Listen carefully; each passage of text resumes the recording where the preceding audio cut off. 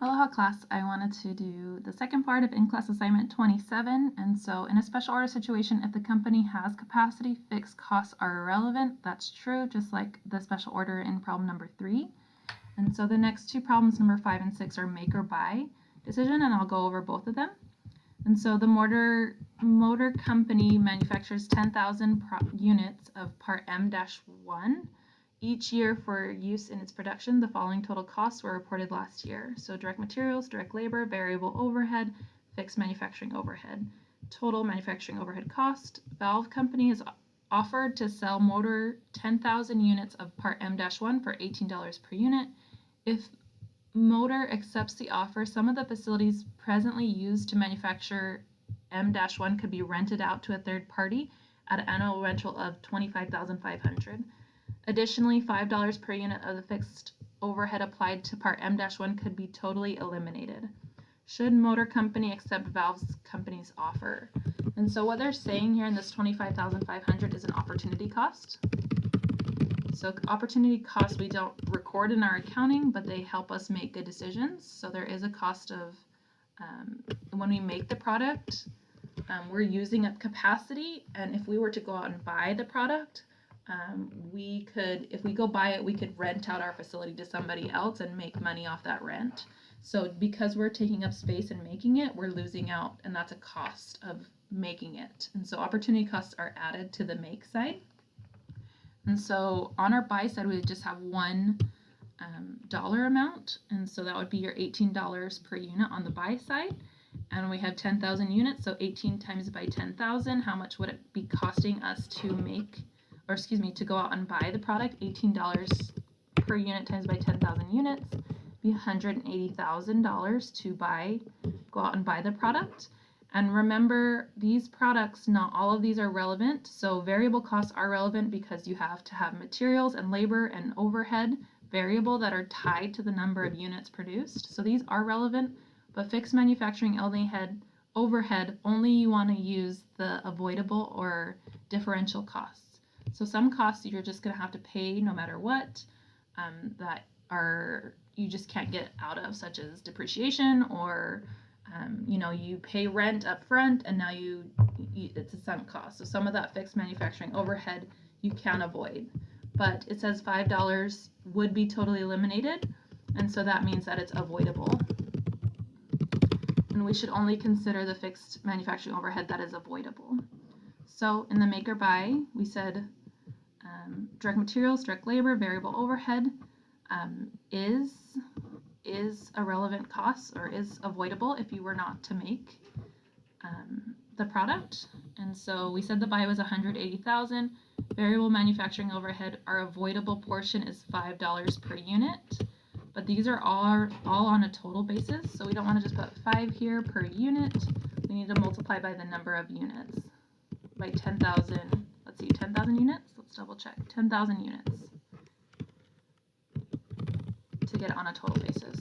$50,000 is only the relevant portion, and so let's add up all of these. And we do have an opportunity cost of renting out the facility for $25,500. So, where did it go? $25,500. Okay, so remember we add, because we're using up that space, we're losing out on that rent, and that's a cost. So now we can add these all up together. 35,000 plus 27,500 plus 45,000 plus 50,000 plus 25,500. And so the total cost to make this product is 183,000. So it would be better for us to buy the product by $3,000. 183,000 minus 180,000. So it'd be $3,000 better to buy. So that's your answer for number 5. Number 6, part S00 is used in one of Morsey Company's products. The company makes 6,000 units of this part each year. The accounting department reports the following product costs. And so, I have it in there already. Let me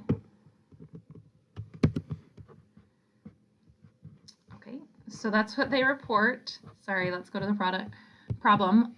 An outside supplier is offered to produce this part and sell it to the company for $16.10. If the offer is accepted, the supervisor's salary and all the variable costs, including direct labor, can be avoided.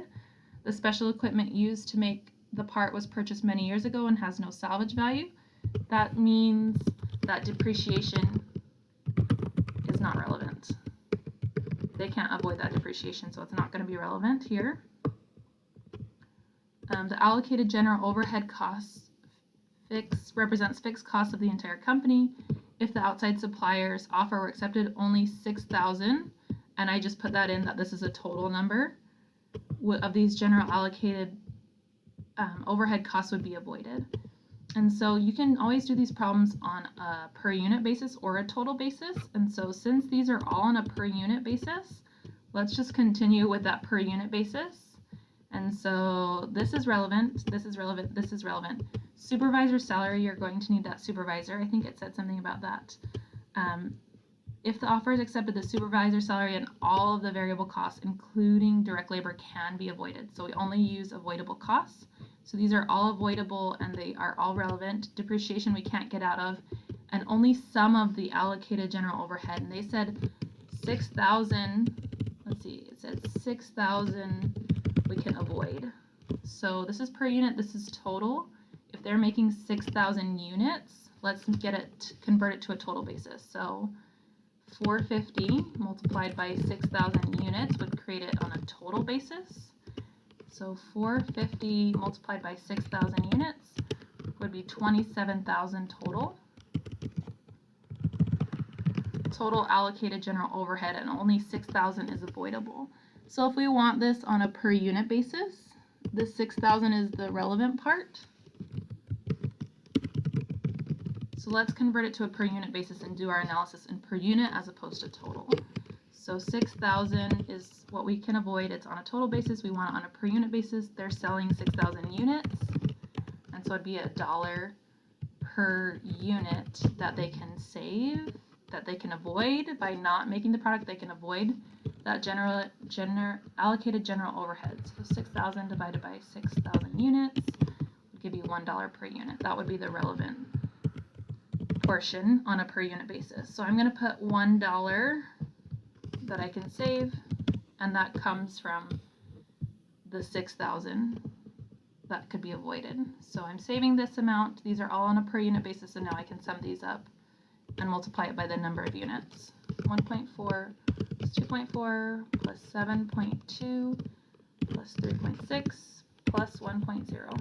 So 56.5, or 15.6, excuse me, and then we'll multiply it by the number of units to get it on a total basis.